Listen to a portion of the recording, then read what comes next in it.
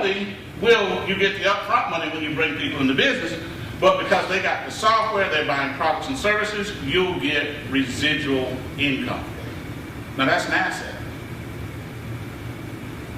You see, when Nat King Cole was singing, when he recorded his songs, his family has been getting money on that for the last 50 plus years. He created an asset, right? When you work a job, you create an asset. It's just not yours.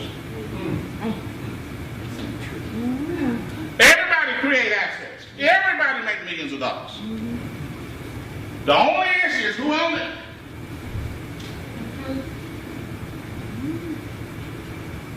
That's the only issue. When I was young, I was really radical. I'm radical now, just it's more controlled, conservative, you know. I didn't run my mouth as much, right? But when I was younger, I would say, if I got to make somebody else millions of dollars and I'm not getting it, I just won't work it out. I'll just stop right now. We won't do anything. We'll all just have zero. And see, with that type of radical thinking, the only thing I could do was build a business, right? So I had to build a business, even when it was tough and I didn't know what I was doing. I still had to keep trying to build my business because I had no other way, because of my thought process. Because I understood, Lord let me understand, that I was going to make somebody millions of dollars. And they didn't want to share it with me. And I said, well, I won't do it at all.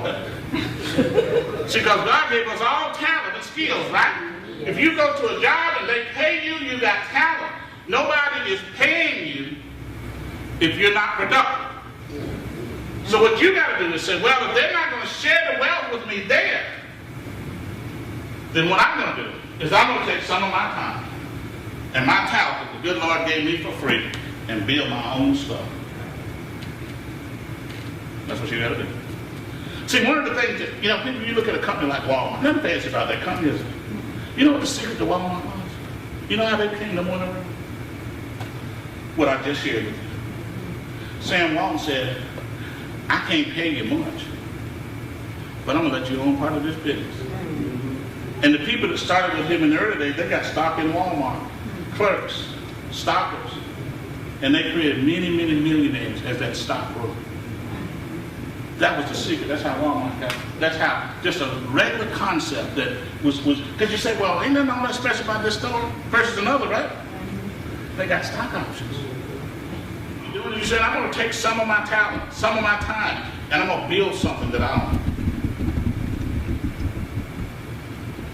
That's why they call build asset accumulation.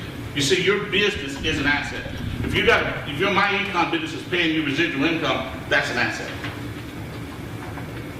Okay? So you build that asset. Because you say, well, how stable is it? Well, let me ask you this. What day do you think somebody who understands the tax advantage of a home-based business and they change their W-4 and they invest in, what day do you think they're going to say, well, I just don't want no deductions anymore?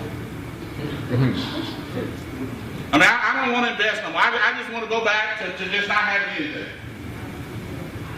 And then they say, well, but what if some other company come along and they got a better deal? You ever heard of something called first mover advantage? We're the first one in the marketplace. They're not going to do what we did. They're not going to have a CEO that won't take a salary.